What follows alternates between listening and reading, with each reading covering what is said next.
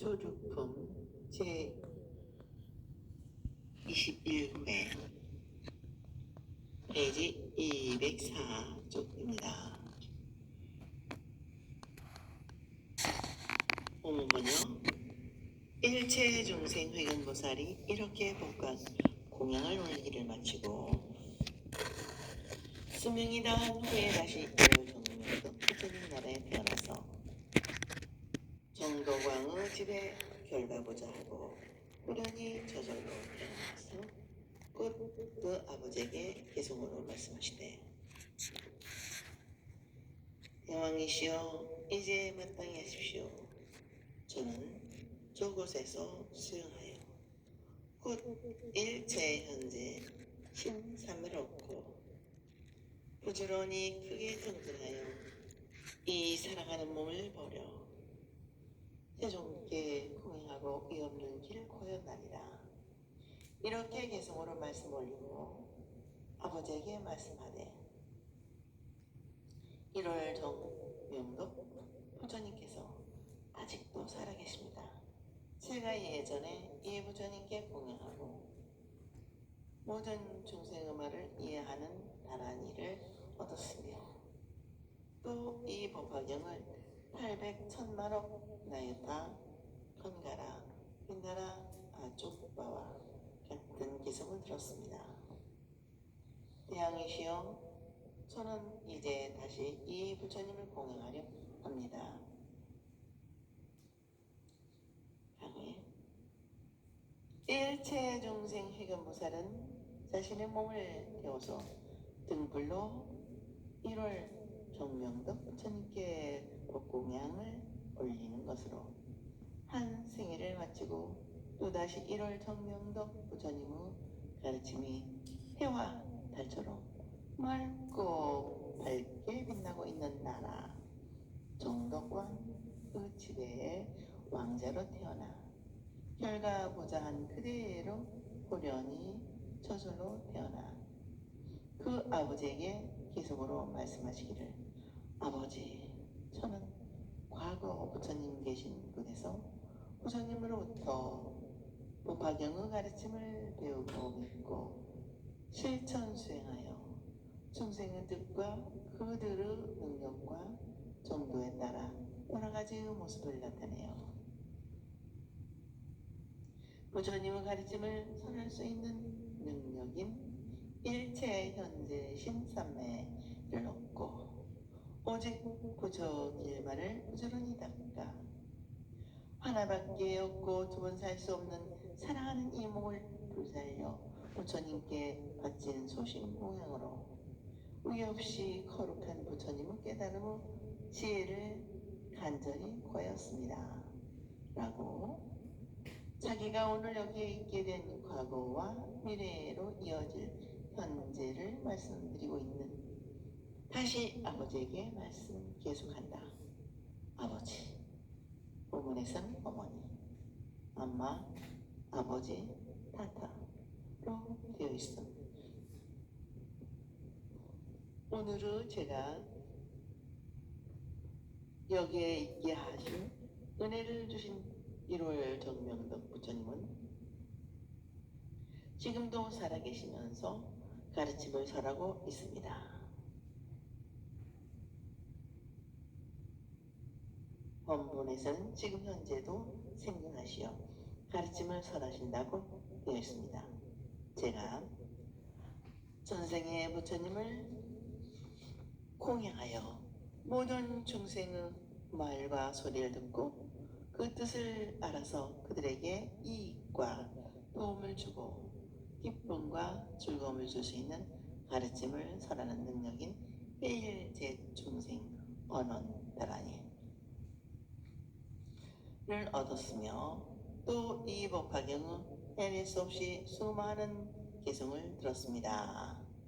100만억, 1000만억, 100천만억 존조를 나타낸 아버지, 어머니, 저는 다시 이 부처님께 공양하려 하나니라 하였다.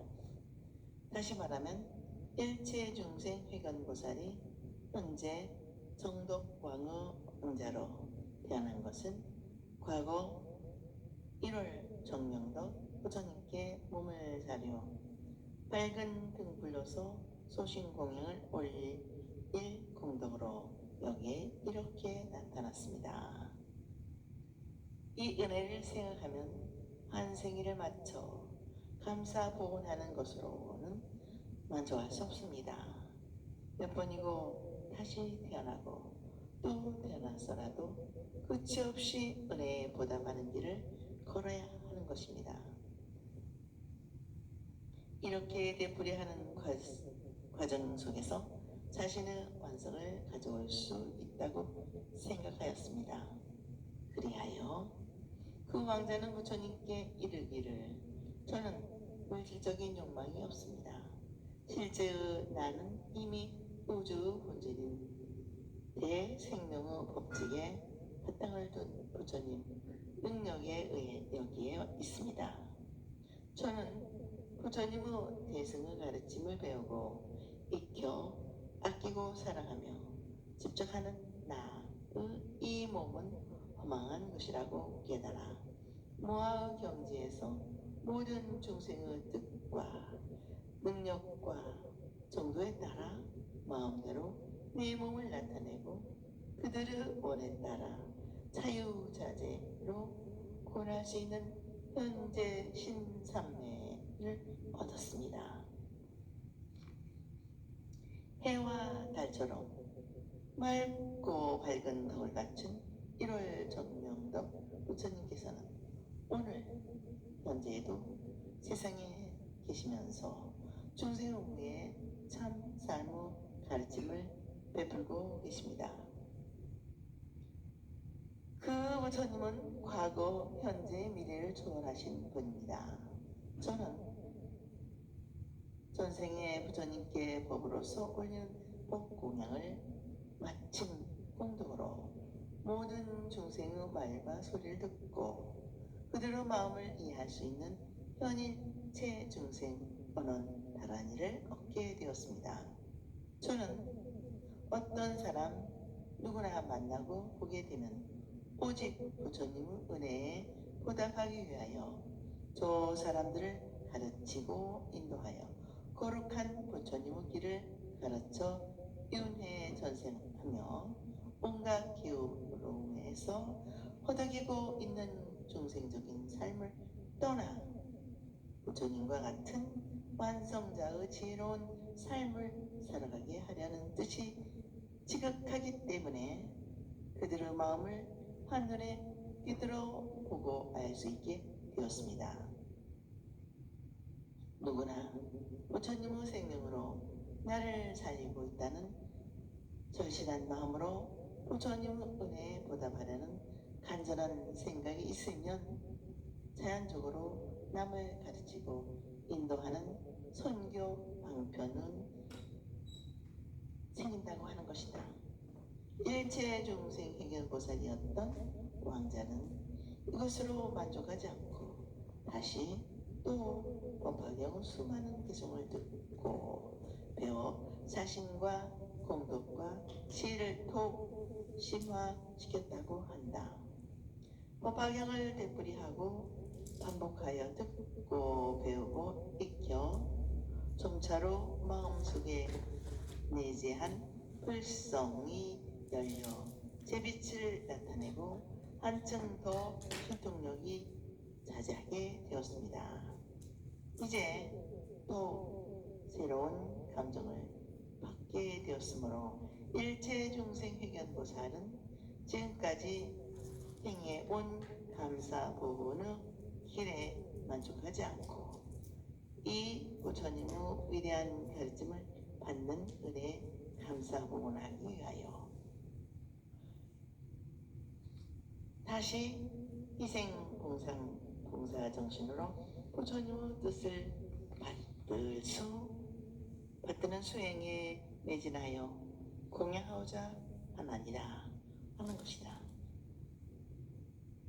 원문 번역.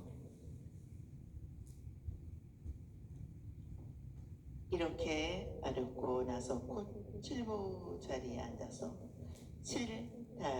칠다라수나 되는 높은 호공에 올라 부처님 계신 곳에 이르러 머리를 조아려 부처님 발에 예배하고 10손가락을 모아 합장하고 기성으로 부처님을 찬탄하되 조나는 때 없이 맑고 깨끗하여 아름답고 찬란한 광명은 신앙세계를 비추십니다. 제가 옛적에 공양하고 이제 다시 배웠습니다. 그때 일체중생회견보살이 이렇게 기성으로 말씀 올리고 나서 부처님께 아뢰었다.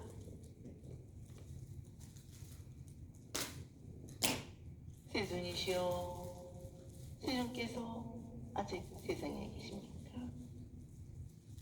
그때 1월 정명도 부처님께서 일체중생회견보살에게 이르시기를 선남자야, 내가 열반한 때가 되었고 돌아갈 때가 되었으니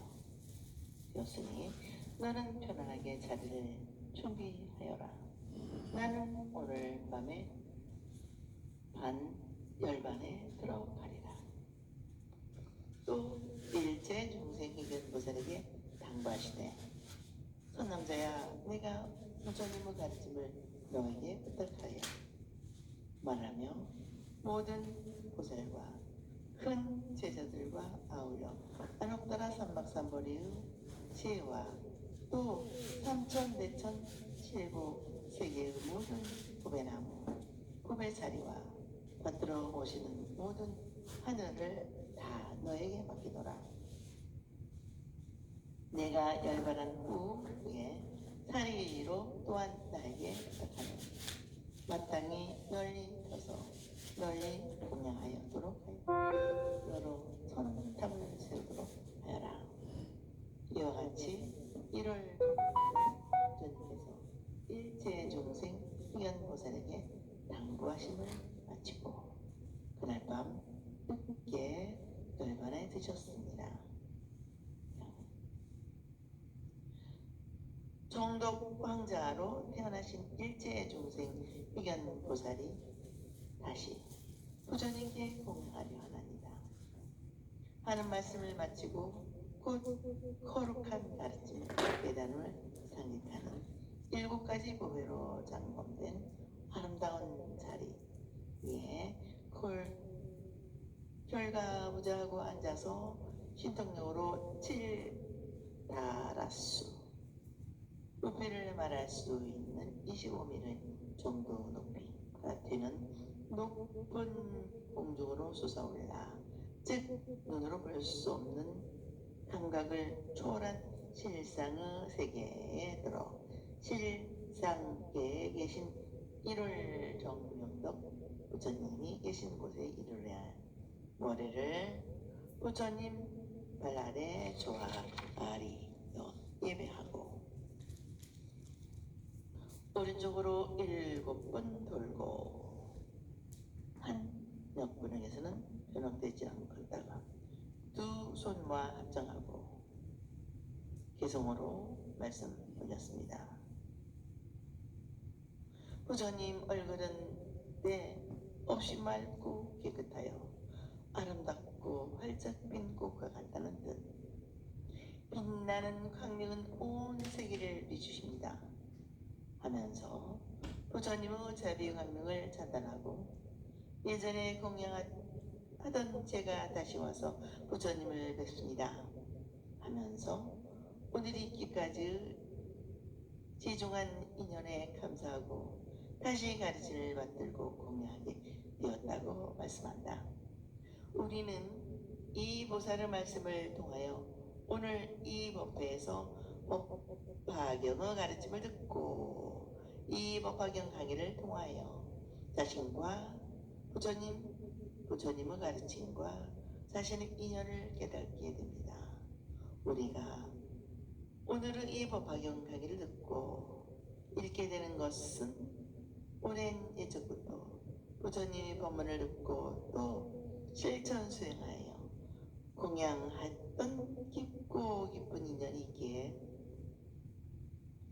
이길 수 없기 때문이라는 신앙적인 자각이 있어야 합니다.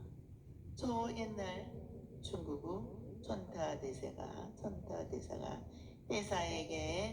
대사에게 가르침을 들었을 때 대사가 천태에게 전생에 영주익선에서 너와 내가 함께 같이 부처님의 가르침을 들었는데 오늘 또 옛 인연으로 여기에 와서 가르침을 듣게 되었으니 참으로 기쁘다 하셨던 말씀을 생각하면서 어제의 우리가 오늘 이렇게 부처님의 도화경 강의를 듣고 오늘의 이 인연으로 또 먼 미래의 내 생에도 이어질 것이라는 인과의 믿음이 마음속에 살아나야 합니다. 그러면 오늘의 우리들의 만남은 참으로 신비로움을 더하게 되고 내 생명의 불가사의 속으로 들어가게 될 것입니다. 일체 중생 회견보살은 부처님의 모습을 참으로 아름답고 거룩하십니다. 빛나는 광명은 온 우주에 가득하여 모든 중생에게 자비를 베풀고 계십니다. 저는 이쪽에 공양을 올렸지만 부처님과 인연이 깊어 또다시 태어나 부처님의 거룩한 가르침을 받게 되었으니 얼마나 소중하고 귀한 자리입니까? 하고는 세존이시여 세존께서는 아직도 세상에 계십니까? 한다. 다시 말하면 부처님께서는 감사하게도 제가 부처님을 다시 뵐 수 있도록 오늘까지 저를 기다리고 계셨습니다. 하고 부처님을 다시 배웠고 가르침을 받을 수 있게 된 감격을 표한다. 이 말씀을 들으신 1월 정명덕 부처님께서 일제 중생 회견보살에게 이르시기를 선남자야 나는 이 사생에서 가르침을 다 설하고 가르쳤다. 이제 이 세상을 교화할 인연이 다 하였으니 열반에 들고 돌아갈 때가 되었다. 내가 편안히 자를 준비하여라. 나는 오늘 밤에 열반에 들어가겠다 하시고는 또 일체 중생 회견보살에게 당부하신다. 선남자야 내가 부처님의 가르침을 너에게 부탁에 맡기며 모든 보살과 큰 제자들과 아නු따라 삼막사보리의 진리와 이 세계 보배의 자리와 따라 오시는 천신들을 다 너에게 맡기며 내가 열반한 뒤 사례도 또한 너에게 부탁하는 것이니 나는 나를 대신하여 널리 가르치고 펴서 모두가 받들어 공양하게 하고 부처님의 덕을 영원히 존재하고 기념하기 위하여 많은 답을 세우도록 하여라 하시고는 당부를 마치고 그날 밤 늦게 열반에 드셨다고 한다.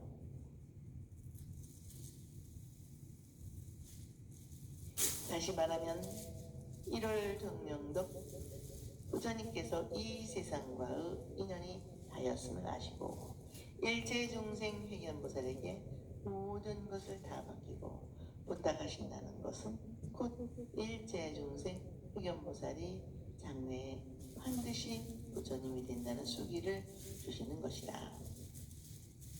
모든 부처님보살과 큰 제자들을 맡기고 부탁하니 내가 사용했던 뿌리수 아래의 외로운 자리에 앉아서 부처님과 같이 부처님은 아නු따라 삼막삼보리의 가르침을 가르치고 인도하여라.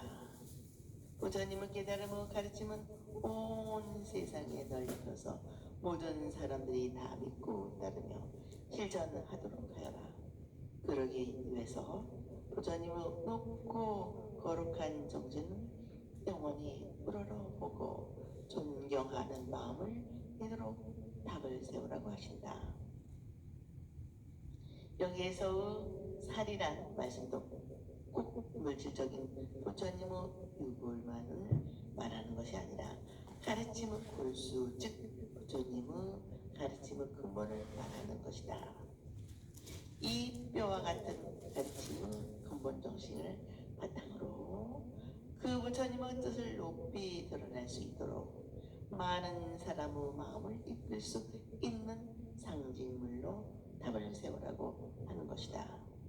탑을 세워 아름답게 장엄하면 많은 사람들은 시선을 끌게 되고 훌륭하다는 마음으로 그 아름다움을 찬탄하게 되듯이 모든 사람의 가슴마다 감동의 물결이 일어나서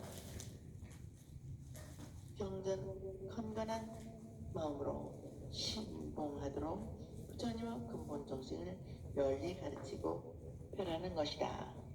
그러므로 오늘날 절에 탑을 건립한다는 불사도 반드시 부처님의 덕을 기념하고 부처님의 거룩한 정신과 가르침을 세상에 우뚝 세워 진리의 문을 열어 보이고 가르치며 널리 알린다는 마음이 앞서야 할 것이다. 탑을 세운다는 것은 부처님의 근본 정신을 오늘의 현실에 다시 살려내고 부처님의 근본적으로 돌아가서 모든 사람을 부처의 길로 인도하겠다는 바람을 세우는 것이고 보살로서의 희망과 소원을 세우는 것이며 모든 사람과 다 함께 부처가 되고자 하는 원대한 반원을 세우는 것이다. 우리는 오직 부처님의 높고 거룩한 가르침을 본받아 부처님의 체념을 나 자신의 혈록 속에 남긴 심혼으로 일깨워 다시 산 부처님의 빛이요 인정이며 행복이 될 수 있는 참다운 불자가 되고자 하는 발언과 기도의 탑을 마음속에 세워내야 하겠습니다. 그리고 오늘의 사원도 그저 높고 크게 오색 단정의 장엄한 법당 속에는 육자적인 사리가 아닌 장엄을 위한 현상이나 상징물이 아닌 부처님의 가르침의 근본인 진리의 사리를 모셔야 할 것이다. 그리하여 진리의 법음을 살아 숨쉬고 법신부로 음성이 큰 광으로 빛나는 진리의 전당이 온 누리의 모든 중생의 마음의 고향으로 있게 하여 여기에서 너와 나를 살리고 우리 모두를 있게 하는 진리의 생명수가 끊임없이 흘러나오는 생명의 원전으로 생명의 요람으로 있게 되기를 간절히 바란다. 육신의 부처님은 열반에 드셨습니다.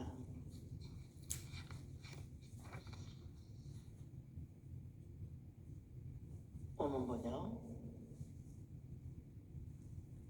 그때 일체 중생 해견무사리 부처님께서 열반하심을 배웠고 슬퍼하고 괴로워 찬탄하며 부처님을 우러러 받들고 그리워하여 고수미산 가까운 바닷가에서 나는 천단향을 쌓아 부처님 몸에 공양하고 타비를 모셨다. 불이 다 꺼진 주에 사리를 거두어 84,000의 보배병을 만들어 84,000의 담을 세우니 높이가 3,000세계요 탑 위에 깃대를 세워 창염하고 깃발과 일산들을 두르고 여러 가지 봄의 방울을 달아 안느니라. 나 다불 나무아미 다불 나무아미 다불. 그때 일체 중생 회관보살이 다시 스스로 생각하여 말하기를, 내가 비록 이와 같이 공양하였으나 오히려 마음에 흡족하지 못하니 나는 지금 다시 사리를 공양하리라 하고 곧 모든 보살과 큰 제자들과 하늘 용이 야차 등 모든 대중에게 말하였다. 너희들은 반드시 한마음 한뜻으로 생각하여라. 내 이제 1월 정명덕 부처님의 사례를 공양하고자 한다. 이렇게 말하고 나서 곧 84,000 탑 앞에서 100가지 공덕으로 정함된 팔을 태워서 72,000년 동안 공양하여 셀 수 없는 성문과 길을 구하는 대중과 헤아릴 수 없는 아승지의 사람들로 하여금 안옥다라 삼박삼보리의 마음을 일으키게 하여 모두 현일 제색신삼매를 얻게 하였다. 그때 모든 보살과 하늘 사람 아수라 등이 그 보살의 발이 없음을 보고 근심하고 슬퍼하며 이렇게 말하였다. 이 일체 중생 회견보살은 우리들의 스승으로 우리를 가지시고 인도하시는 분인데 이제 발을 태우시어 불구 몸이 되었도다 하니, 그때 일체 중생 회견보살이 대중 가운데서 이렇게 맹세로 말씀하였다. 내가 두 팔을 버리려 반드시 금빛 찬란한 몸을 얻게 될 것이다. 만일 이 말이 진실하고 못되지 않으면 나의 두 팔은 다시 대중과 같이 되리라. 이렇게 소원을 마치자 그 두 팔은 저절로 다시 손과 같이 되었다. 이것은 이 보살의 복덕과 지혜가 두꺼운 가닥이다.